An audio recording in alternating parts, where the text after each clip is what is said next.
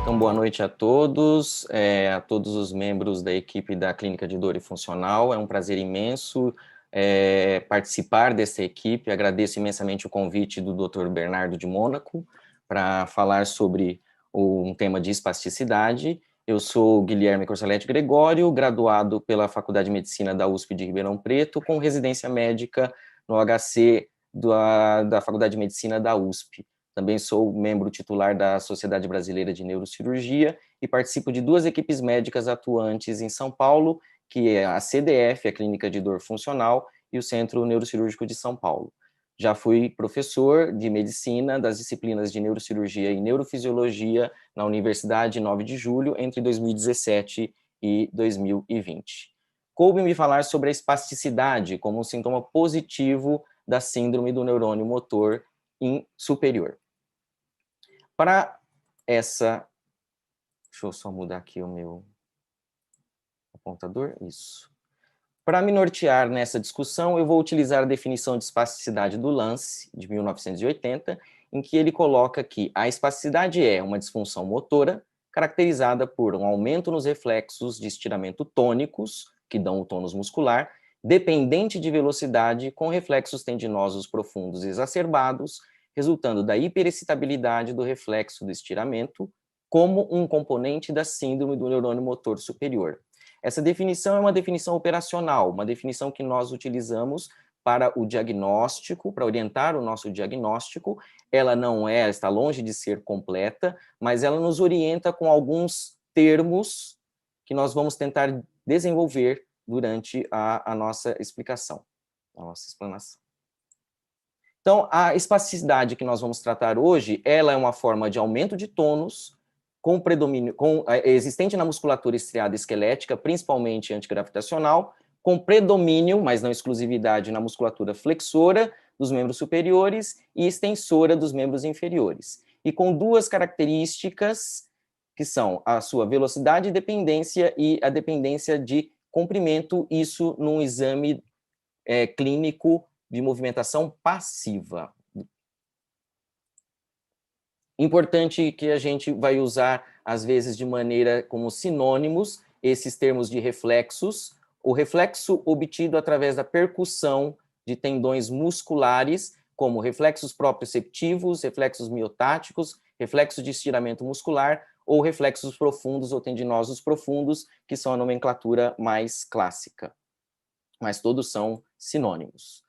Bem, para iniciarmos a nossa discussão sobre espasticidade, a definição do Lance menciona a síndrome do neurônio motor superior, e é este neurônio motor superior que eu quero caracterizar primeiro. O que é este neurônio motor? É um neurônio, obviamente, com uma localização para o escopo dessa aula, localizado nos seguintes pontos do córtex cerebral: o córtex motor primário, córtex pré-motor e área motora suplementar.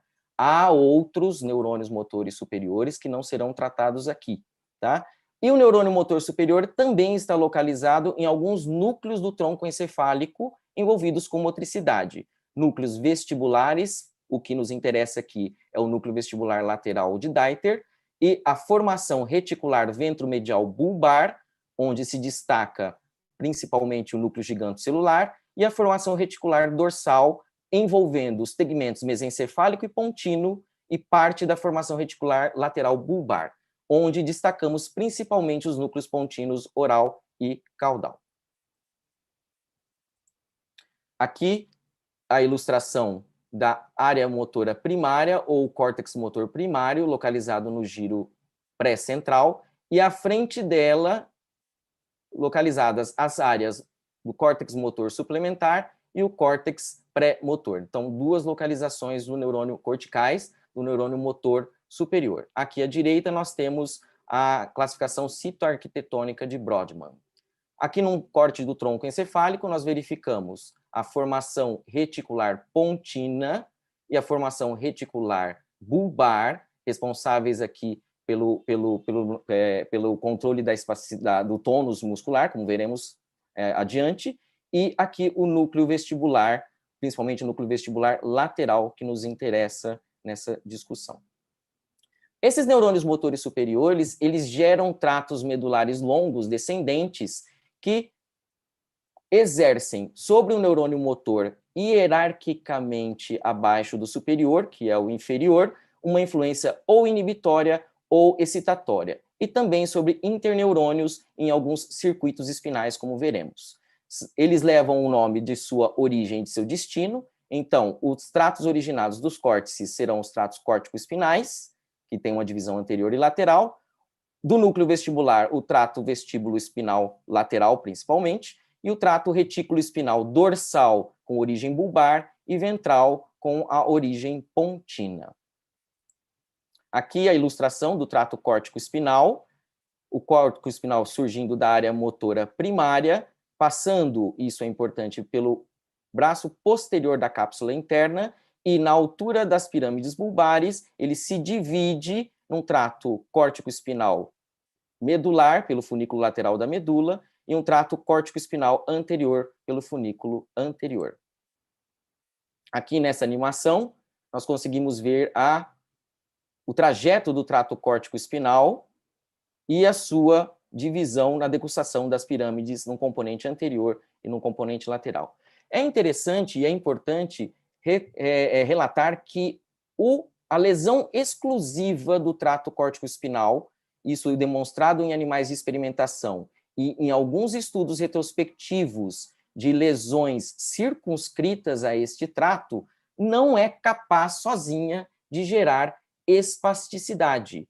Nós vamos perceber, nós vamos entender que o córtico espinal, a lesão do córtico espinal, gera os sinais negativos da síndrome do neurônio motor superior.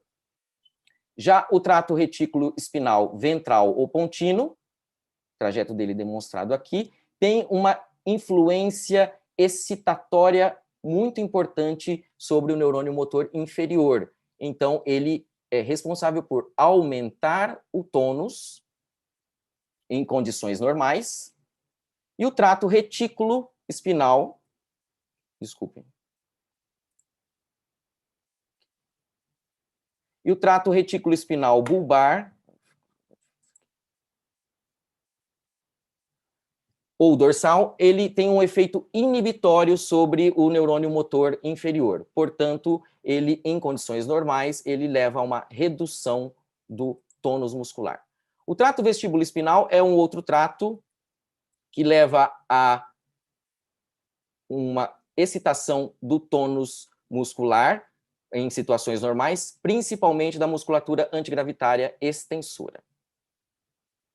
Importante também entender que os tratos que se originam da formação reticular também estão sob controle cortical através de um trato frontorreticular que passa agora pela cápsula interna, pelo braço anterior e não posterior, como o trato córtico-espinal, e tem uma influência excitatória sobre o trato retículo espinal bulbar. Portanto, as áreas do córtex pré-motor, área motora suplementar, têm um efeito excitatório sobre um trato que é inibitório em condições normais de controle de tônus muscular.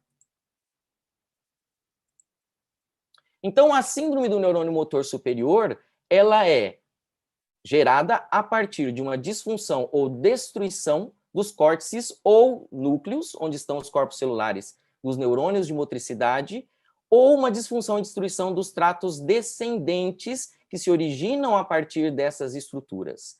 E o quadro clínico, seja por uma lesão do corpo celular ou do axônio, vai depender da sua localização e extensão da lesão, do tempo de instalação dessa lesão, se é aguda ou crônica. Nós sabemos que agudamente uma lesão do trato córtico-espinal isolada leva a uma redução do tônus e a uma perda da movimentação, que é a paresioplegia, e posteriormente, em situações crônicas, há uma liberação dos reflexos e aparecimento da espasticidade. E também depende da etiologia da lesão. Então, a síndrome do neurônio motor superior, como já dito, tem sinais negativos quando tenho lesões circunscritas ao córtex motor primário ou ao seu trato, que é o trato córtico-espinal anterior ou lateral. E as principais características desses sinais negativos são a paresia ou plegia, que são a fraqueza muscular, perda de destreza, lentificação e, no momento inicial, hipotonia e arreflexia. Os sinais positivos de uma lesão do neurônio motor superior, envolvendo a lesão dos córtices pré-motor, área motora suplementar, da formação reticular e também do trato, aquele trato fronto-reticular, leva ao aparecimento dos sinais positivos como espasticidade, sinal de Babinski, clonus, fenômeno do canivete, fenômenos de cocontração, exacerbação de alguns reflexos flexores e extensores, a distonia espástica, que é muito frequente, aparecimento de cincinesias ou contraturas. Então, ficou claro para a gente que uma lesão do neurônio motor superior, para que ela gere espasticidade, ela tem que envolver o que nós chamamos de tratos parapiramidais. O neurônio motor inferior, hierarquicamente abaixo do neurônio motor superior, está sob influência de todos esses tratos mencionados anteriormente. O sinônimo desse motoneurônio, o sinônimo do neurônio motor inferior, outro nome é motoneurônio alfa, e a localização que nos interessa é a medula espinal, tá? O corno anterior ou as lâminas 9 de Hegseth.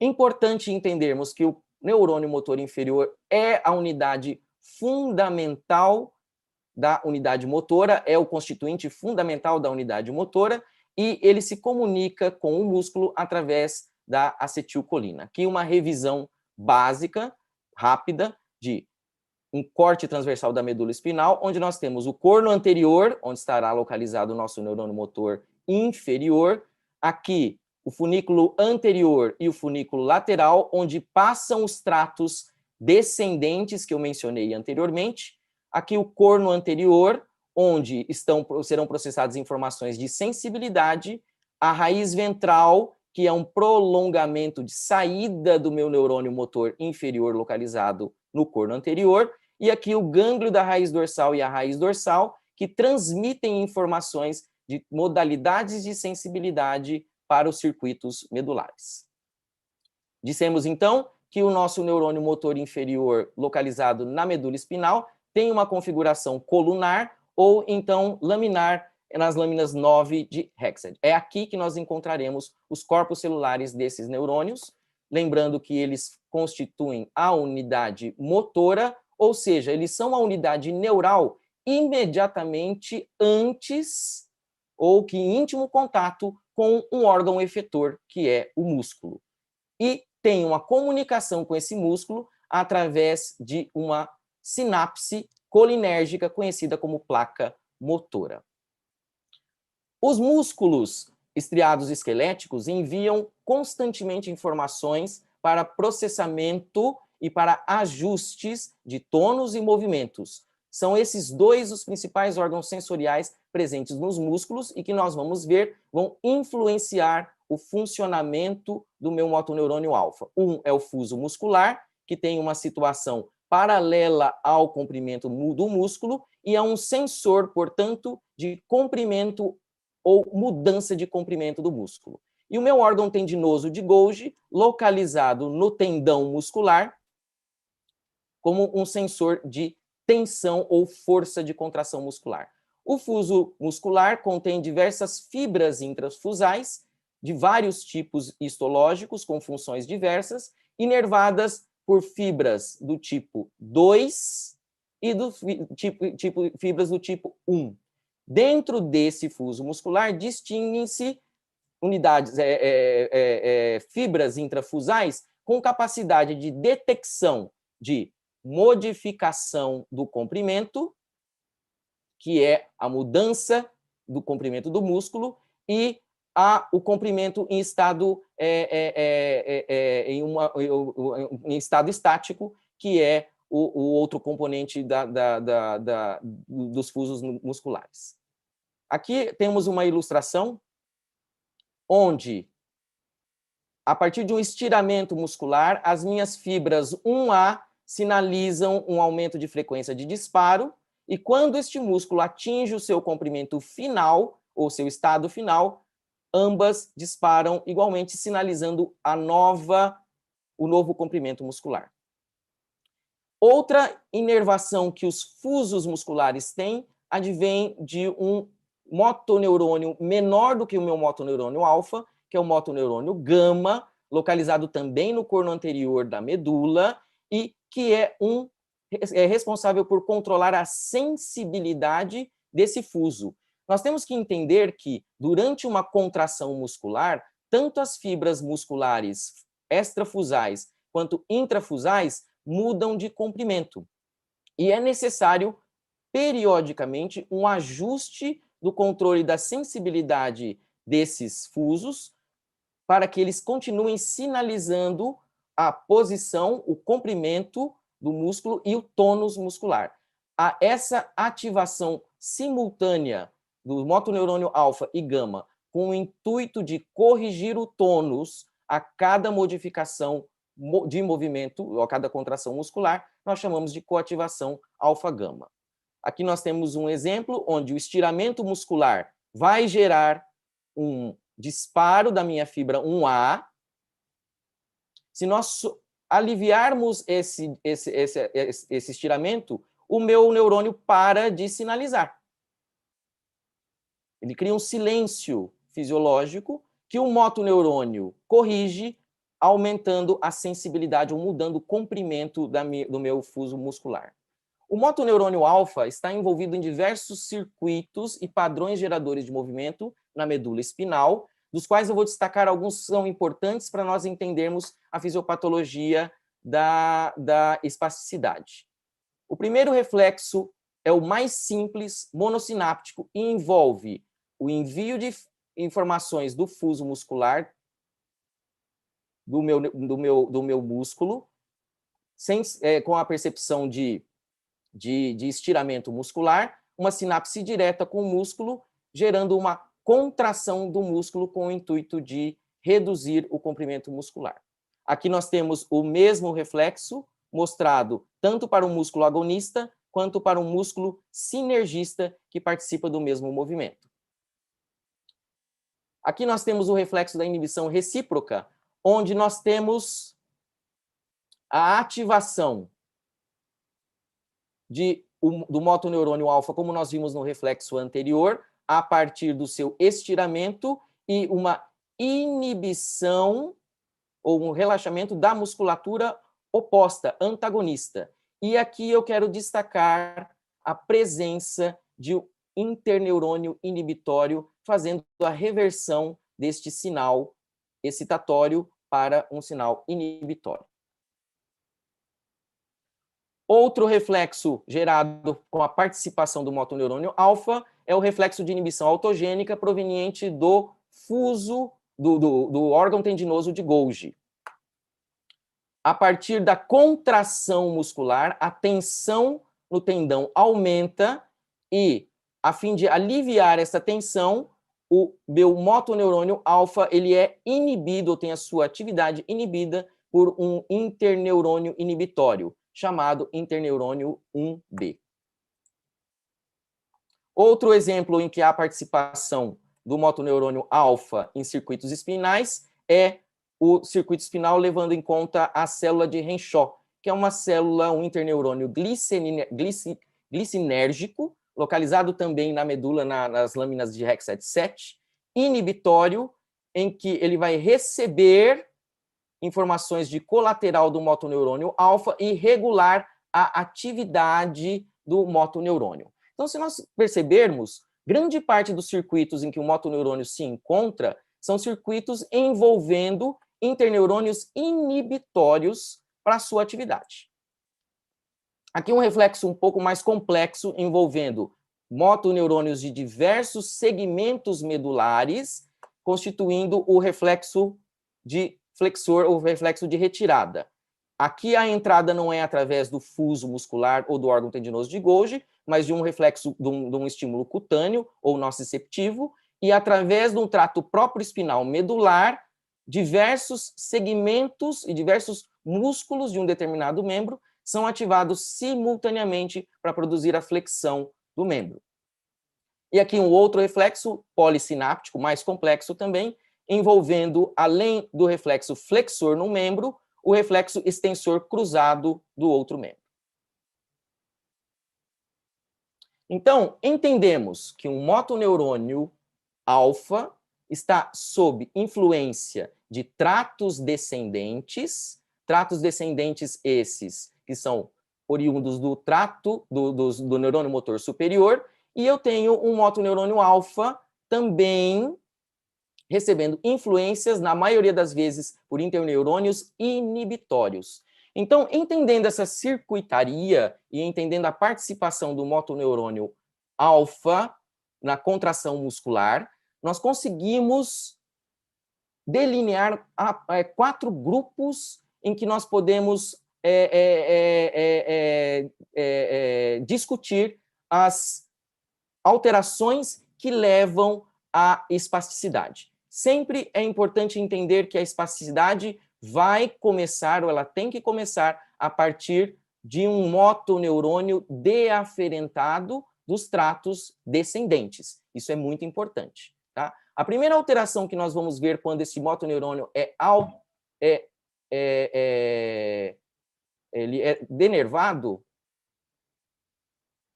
é o aumento do drive fuso-motor, o aumento da sensibilidade dos fusos musculares, uma redução da inibição pré-sináptica GABAérgica ou uma redução da depressão homocináptica. A literatura hoje praticamente exclui o drive eferente fuso-motor gama como causa da fisiopatologia da espasticidade.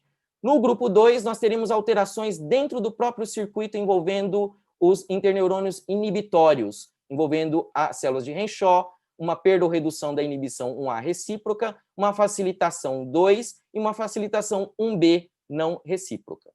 No grupo 3, nós teremos alterações da propriedade intrínseca do motoneurônio denervado, onde nós teríamos o aparecimento de potenciais em platô, que são potenciais existentes graças a correntes de sódio e cálcio de entrada, tá? Que geram uma hipersensibilidade do neurônio, uma supersensibilidade de denervação por upregulation de receptores, principalmente receptores de acetilcolina, e brotamento axonal de interneurônios com sinapses anormais para o motoneurônio, isso explicando a espasticidade como um fenômeno também de neuroplasticidade compensatória.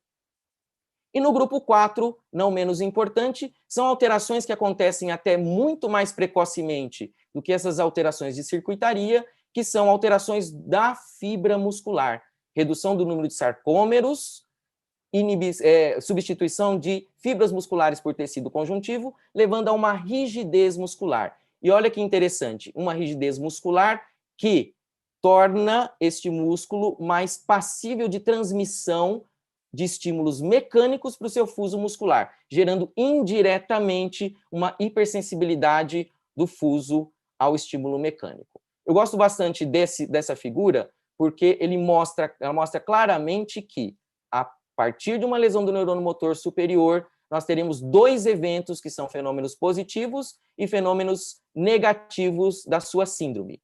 Todos eles colaboram para que haja uma hipertonia, redução da faixa de movimentos ou da amplitude de movimentos, com alterações biomecânicas da imobilização e do desuso, levando uma postura anormal e uma disfunção motora. Aqui estão as fontes das figuras. Recomendo essa bibliografia para quem quiser se aprofundar mais no tema. E agradeço a atenção de todos.